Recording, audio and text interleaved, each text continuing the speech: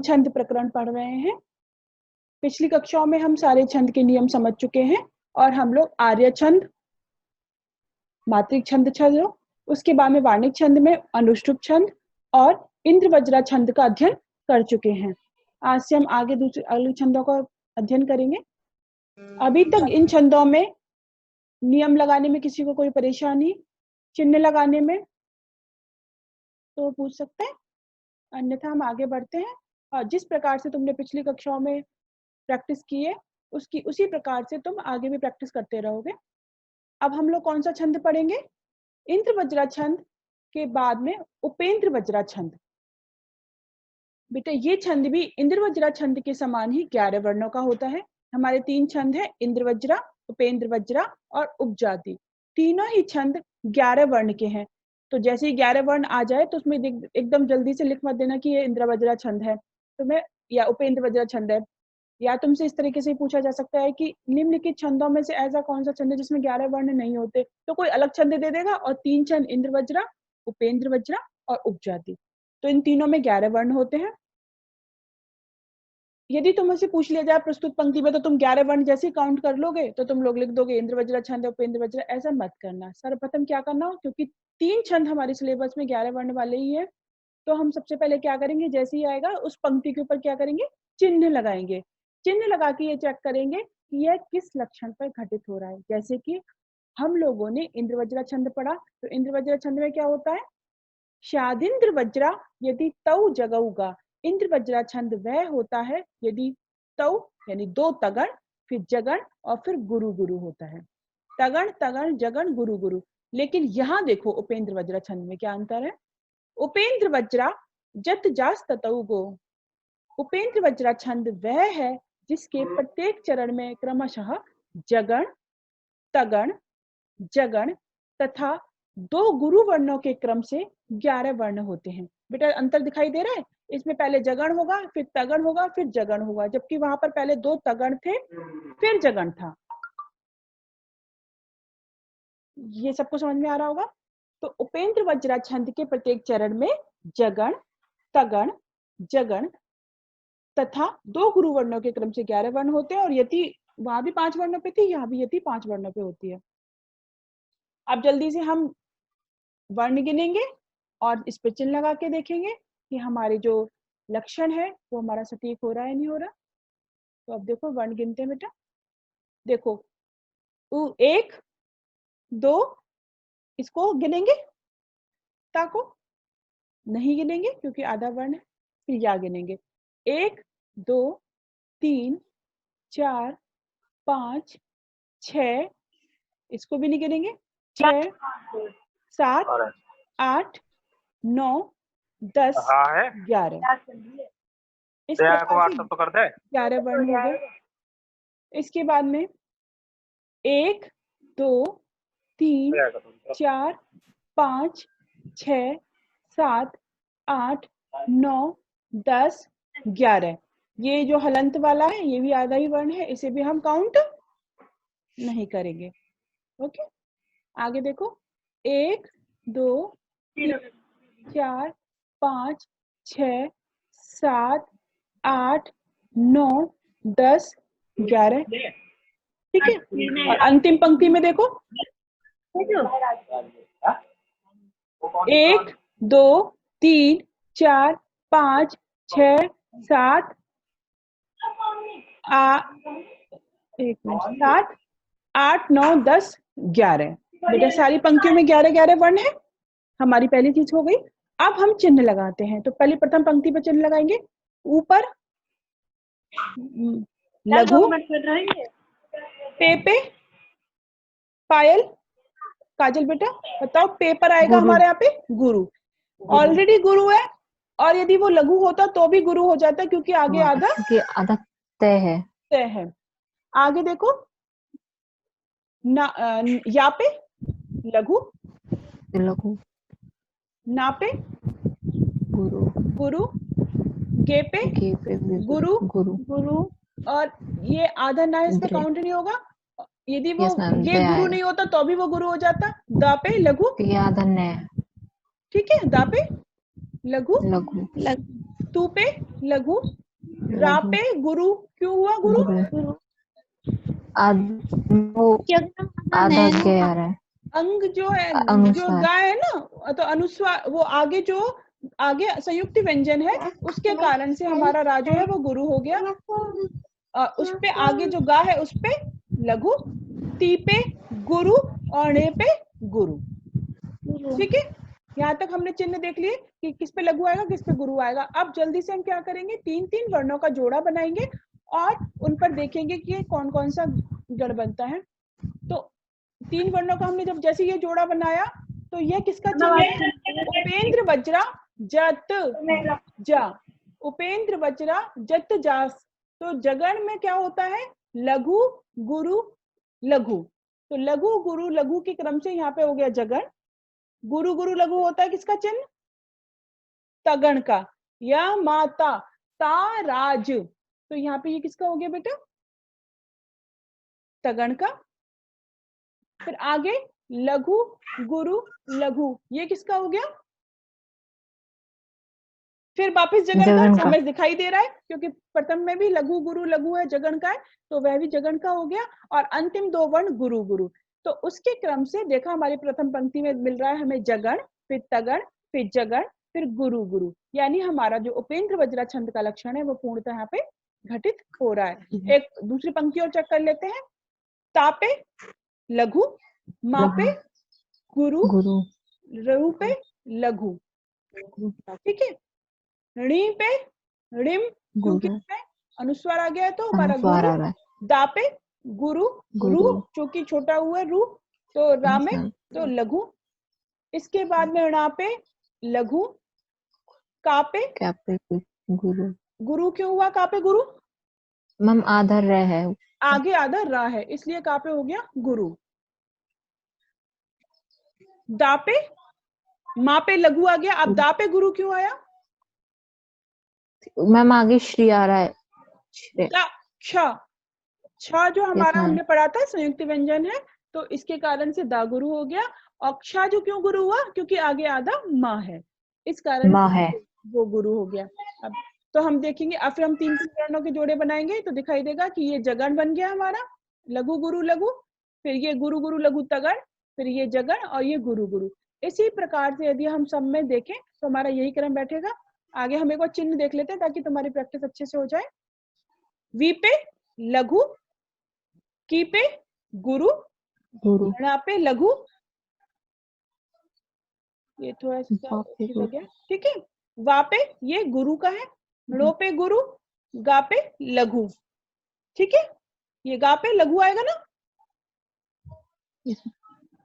गा पे लघु आएगा या गुरु आएगा? लघु लघु आएगा, क्योंकि यहाँ पे बेटा ये जो ग और रा है वो आगे चला गया। आधा जो ग है यहाँ पे ग आधा है, तो ग आधा होने के कारण रो गुरु हो जाता, और वो तो ऑलरेडी गुरु है तो इसलिए वो गुरु नहीं होगा। और यहाँ पे जो रा है तो सिंगल है इसलिए लघु। तापे लघु, रा पे गुरु क्यों हुआ? वही वाला अंग और ग है तो इसलिए ये गुरु हो गया, ये फिर लघु रह गया। और ये जो भा है इस पे इसके कारण से गुरु आ गया, और ये गे ए भी गुरु है, ठीक है। समझ में आ गया? भा गुरु क्यों हुआ? आगे गा है और ये गे है एक ही मात्रा, इसलिए ये गुरु हो गया। तो हमने देखा कि यहाँ पर भी जगण तगण जगण के क्रम से हमें वो दिखाई दे रहे हैं। अंतिम पंक्ति में देखो, मा पे लघु, हा पे गुरु, णा पे लघु, वा पे गुरु, भे पे गुरु, यू पे लघु, धी पे लघु, ना पे गुरु, शा पे लघु, या पे गुरु और मी पे लघु होना चाहिए। लेकिन हमने पढ़ा था कि छंद के आवश्यकता के अनुसार पाद के अंत में अंतिम वर्ण को गुरु मान लिया जाता है। जब हमने देखा कि तीनों चरणों में हमारा वो गुरु बैठ रहा है तो हम यहाँ पे इसको लघु नहीं करेंगे, तो हम इसे पाद के अंत में आवश्यकता के अनुसार इसको गुरु मान लेंगे। तो जगण तगण जगण गुरु गुरु, इस क्रम से हमारे सारा लक्षण घटित हो रहा है। तो यह उपेंद्र वज्रा छंद का उदाहरण है। समझ में आ गया सभी को? किसी को कोई दिक्कत चिन्ह लगाने में? इसी प्रकार से तुम चिन्ह लगाना सीख गए ना बेटा, तो तुम्हें आगे किसी भी प्रकार की कोई भी कठिनाई नहीं आएगी। अब मैंने जैसे बताया था उपेंद्र वज्रा छंद, अब हम इसे कैसे गायन करेंगे, हम इसे भी बोल सकते हैं। और मैं तुम्हें एक बहुत ही फेमस श्लोक है जिसे तुम सब जानते हो, तुम उसे भी गा के बोल सकते हो। कौन सा?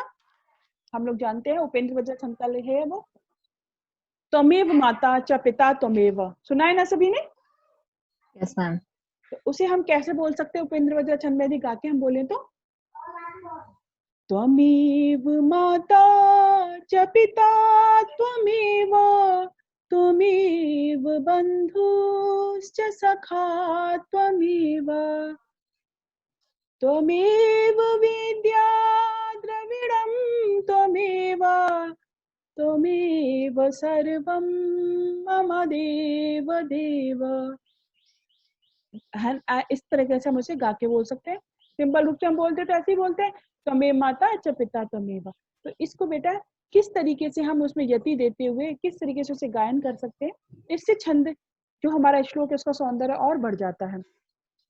तो त्वमेव माता च पिता त्वमेव, उपेत्य नागेन्द्र तुरंगतीर्णे, तमारुणिं दारुण कर्म दक्षम। इस प्रकार से हम इसी श्लोक को भी गा के बोल सकते हैं, इसका गायन कर सकते हैं। ऐसा कोई श्लोक नहीं है कठिन, हमें पढ़ना आना चाहिए और हमें किस तरीके से हमें पता है कि कहाँ पे स्ट्रेस देना है, किस तरीके से हमें उसका उच्चारण करना है।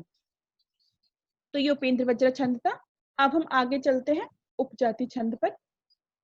मैं अभी तुम्हें पहले ही बताया है कि उपेंद्र वज्र छंद और इंद्र वज्र छंद और तीसरा छंद है हमारा उपजाति छंद। तीनों ही छंदों में 11 वर्ण होते हैं। बेटा एक चीज और मैं यहाँ पे बता रही हूँ कि ये जो है उपजाति छंद है वह दोनों छंदों का मिश्रण है। कौन से दोनों छंद? इंद्र वज्र छंद और उपेंद्र वज्र। उपेंद्र वज्र। इसका मतलब क्या है? पहले मैं आपको लक्षण उसको पूरा पंक्ति से समझाने से पहले मैं बता देती हूँ। अनंत रोदी रत लक्ष्म भाजौ पादौ यदि वा पादौ यदि या बुपजात यस्ता इत्थम किलन्यासु मित्सितासु वदन्ति जातिषु इदमेव नाम। इसका मतलब क्या है? उपजाति छंद के प्रत्येक चरण में 11 वर्ण होते हैं और यह इंद्र वज्र एवं उपेंद्र वज्र दोनों छंदों का क्या है? मिश्रण है। इसका मतलब क्या कहना चाह रहे हैं बेटा कि इसके चारों चरणों में से 2 चरण इंद्र वज्र के हो सकते हैं तो 2 चरण उपेंद्र वज्र के हो सकते हैं, अथवा एक चरण में इंद्र वज्र हो तो 3 में उपेंद्र वज्र हो, या 3 चरणों में इंद्र वज्र हो या 1 में उपेंद्र वज्र हो। यानी कि एक पंक्ति तो दोनों अलग होगी ही होगी। यदि चारों चरण इंद्र वज्र के हो जाएंगे जैसे तो वो इंद्र वज्र छंद हो जाएगा, चारों चरण उपेंद्र वज्र के हो जाएंगे तो उपेंद्र वज्र हो जाएगा। इस यदि इसमें से 3 भी हो सकते हैं 2 भी हो सकते हैं, यानी कम से कम एक चरण तो अलग होगा ही। अब क्या बात है बेटा, इसका मतलब क्या हुआ? यदि कोई तुम्हें श्लोक मिल जाए और तुमने उसमें काउंटिंग की 11 वर्ण हैं, ठीक है, जैसे ही तुमने उसमें 11 वर्ण काउंट किए, उसमें 11 वर्ण है, तो ना तो उसमें इंद्र वज्र लिख सकते हो ना उपेंद्र वज्र, और ना ही तुम उसमें उपजाति कह सकते हो। और तुमने मान लो प्रथम पंक्ति पे चिन्ह लगाया, ठीक है, प्रथम पंक्ति पे तुमने चिन्ह लगाया और मान लो वो चिन्ह किसका आ गया? घटित किस पे हो गया? इंद्र वज्र छंद पे, तो तुम लिख दोगे इंद्र वज्र छंद है। ऐसी गलती मत करना। उसमें हम पहले इंद्र वज्र छंद हमने देख ला पहली पंक्ति में, अब हम दूसरी पंक्ति को भी चेक कर लेते हैं जल्दी से। मान लो उसमें भी इंद्र वज्र हो गया, हमने तीसरी पंक्ति चेक की उसमें भी इंद्र वज्र आ गया, और हमने चौथी पंक्ति चेक की उसमें उपेंद्र वज्र आ गया मान लो, तो फिर कौन सा छंद हो जाएगा? उपजाति। इसका मतलब हम केवल एक पंक्ति से चेक नहीं कर सकते कि ये कौन सा छंद है, हमें सारी पंक्तियों पे इस श्लोक की चारों चरणों पे चिन्ह लगा के देखना चाहिए। और यदि मान लो तुमने पहली पंक्ति पे लगाया इंद्र वज्र आ गया और दूसरी पे ये तुम्हारा उपेंद्र वज्र आ गया, तो फिर तुम्हें आगे जाने की जरूरत नहीं है, तो समझ में आ जाएगा कि उपजाति छंद है, ठीक है। क्योंकि जैसे ही तुम्हें 2 चरण मिल गए ना अलग अलग इंद्र वज्र के और उपेंद्र वज्र के, तो हमें आगे जाने की आवश्यकता नहीं है, लेकिन लगा के चेक कर लो तो अच्छी बात है। और कहीं ऐसा ना करना कि कहीं गलती कर ली तुमने चिन्ह लगाने में। तो सबसे पहली बात तो है बेटा बिल्कुल सही चिन्ह लगाना कि इस पे लघु है तो लघु ही आना चाहिए, गुरु है तो गुरु ही, अदरवाइज जरा सा भी तुमने गलती की तो छंद बदल जाएगा। तुम चिन्ह लगाने में गलती करोगे, तुम फिर गण गलत बना दोगे, गण गलत बना दोगे तो तुम छंद का निर्धारण भी एकदम गलत कर दोगे। इसलिए सबसे सर्वप्रथम चीज आवश्यकता किसकी है कि हम चिन्ह सही लगाएं। और अभी तक मैं देख रही हूँ कक्षाओं में तुम लोग जिस तरीके से बता रहे हो, पढ़ रहे हो, तो चिन्ह तुम्हें समझ में आ गए। तो हम बेटा चिन्ह सही लगाएंगे और इंद्र वज्र, उपेंद्र वज्र और उपजाति तीनों छंदों में से यदि कोई श्लोक तुम्हारे सामने रख दिया जाए तो तुम उसकी चारों चरणों पे चिन्ह लगाओगे और चेक करोगे कि इसमें कौन सा छंद है, क्योंकि एक पंक्ति भी अलग हो सकती है, चाहे वो दूसरी पंक्ति हो सकती है, तीसरी पंक्ति हो सकती है, चौथी पंक्ति हो सकती है, लेकिन यदि तुम्हारी चारों पंक्तियां समान आए तो फिर जल्दी से देख लो कि ये जगण ये किस में जा रहा है, उपेंद्र वज्रा में जा रहा है या इंद्र वज्रा में जा रहा है। समझ में आ गया सभी को? पायल बेटा समझ में आ गया? Yes ma'am. तो ये चारों हम इस तरीके से देखेंगे। तो ये उपजाति छंद है। अब जल्दी से हम इस पे भी चिन्ह लगा के देख लेते हैं। स्वप्नोनु माया नु मति भ्रमोनु, इसमें भी 11 वर्ण है। गिन लो जल्दी से, काउंटिंग कर लो। तो हम लोग एक बार काउंट कर लेते हैं, मैं दिखाती हूँ तुम्हें। इसमें हम काउंट कर रहे हैं। ये देखो, ये सार्व 1 2 3 4 5 6 7 8 9 10 11। पहली पंक्ति में 11 हो गए। दूसरी पंक्ति में देखो जल्दी से, ला इस पे 1 2 3 4 5 6 7 8 9, ये दोनों मिला के 10 और ये दोनों मिला के 11। आधे आधे, ठीक है। ऐसे हम सारी देख लेंगे, सब में यही है। इसके बाद में हम चिन्ह लगाते हैं। बेटा गिन लो एक बार, 1 2 3 4 5 6 7 8 9 10 11। इसमें भी 11 है। नीचे वाली पंक्ति में हम चेक करेंगे, उसमें कितने हैं? 1 2 3 4 5 6 7 8 9 10 और 11। नीचे वाली पंक्ति में भी हमारे 11 हैं। इसका मतलब वर्ण तो 11 हो गए। अब हम जल्दी से चिन्ह लगाएंगे और देखेंगे कि इसमें किसमें पंक्ति में इंद्र वज्र है और किस पंक्ति में उपेंद्र वज्र है। वैसे तो मैं साफ दिख रहा है, श्लोक में अभी लगाया हुआ है। तो इस पे बेटा गुरु, इस पे गुरु लघु, गुरु गुरु लघु लघु। इस पे गुरु क्यों हुआ? आगे आधा भ है, भ और रा है ना, भ्र, तो गुरु। इस पे लघु, वो पे गुरु और नु पे गुरु हमने कर दिया, क्योंकि यद्यपि लघु आना चाहिए था किंतु हमारा वही नियम पाद के अंत में, तो हमने इसे गुरु कर दिया। अब देखो उनके 3-3 के जोड़े बनाओगे वर्णों के, तो गण बना हमारा गुरु गुरु लघु। कौन सा गण है? ये तगण, ये भी तगण, ये जगण और गुरु गुरु। तो हम जल्दी से हमने स्मरण किया, इंद्र वज्रा छंद है वह होता है शादिंद्र वज्रा यदि तव जगह का 2 तगण होते हैं, फिर जगण होते हैं, फिर गुरु गुरु। तो यह पहला किसका हो गया? इंद्र वज्रा छंद हो गया इसमें। अगली वाली पंक्ति में देखा हमने, इस पे गुरु, इस पे भी गुरु, इस पे लघु, इस पे गुरु, इस पे गुरु, इस पे लघु, ये लघु, ये गुरु, ये लघु, इस पे गुरु और इस पे गुरु। ये देखो, ये भी 3-3 के जोड़े बनाओगे जैसे, तो गण लिखोगे ऊपर। ये तुम बेटा इसी तरीके से लिखोगे। तो गुरु गुरु लघु तगण, ये तगण, ये जगण और ये गुरु गुरु। ये भी इंद्र वज्रा छंद हो गया हमारा। अब अगली पंक्ति पे देखते हैं। आपे लघु, सापे आगे आधा ना है इसलिए गुरु, नी पे लघु, व्री आगे आधा ता है गुरु, यही पे गुरु, तापे लघु, इस दापे लघु, ती पे गुरु, तापे लघु, मे पे गुरु और ते पे गुरु। अब हमने जैसे ही इनके 3-3 के वर्णों के जोड़े बनाए और उनका गण बनाया, तो हमारा क्या बन गया? यहाँ पर लघु गुरु लघु, ये बन गया जगण, ठीक है। और ये गुरु गुरु लघु, ये हमारा हो गया बेटा तगण। हम जब देखते हैं ये जगण, फिर तगण, फिर जगण और गुरु गुरु, तो ये देखो ये उपेंद्र वज्रा आ गया। इंद्र वज्रा में पहले तगण था, लेकिन इसमें जगण तगण जगण। तो इस प्रकार से हम देखते हैं कि हमारे पास में किस तरीके से चीजें बदल रही हैं। ऊपर 2 पंक्तियों में इंद्र वज्रा है और नीचे की दोनों पंक्ति चेक करोगे तो उपेंद्र वज्रा आएगा। तो इस प्रकार से यह छंद कौन सा हुआ यहाँ पर? उपजाति। समझ में आया बेटा? और ये जो तीनों ही छंद हैं इनको हम उसी प्रकार से बोल ही सकते हैं जिस प्रकार से हमने इंद्र वज्रा को गाया, उपेंद्र वज्रा को गाया। इसको भी किस तरीके से हम गायन कर सकते हैं? स्वप्नो नु माया नु मति भ्रमो नु क्लिष्टम नुतावत फलमेव पुण्यम। इस प्रकार से हम इसको पूरा गा सकते हैं। असन्निवृत्यै तदतीतमेते मनोरथानाम तटा प्रपाता। और एक बहुत अच्छा छंद है नीति शतकम, अभी तुम लोग आगे पढ़ोगे। अभी हम आगे कक्षा में नीति शतकम पढ़ेंगे तो वहां पे भी आता है उपजाति छंद का उदाहरण। बहुत अब तुम लोग जानते भी हो, पहले से तुम लोग बहुत बार पढ़ चुके हो। विद्याधन जब आप महत्व का लिखते हो, विद्या का महत्व है।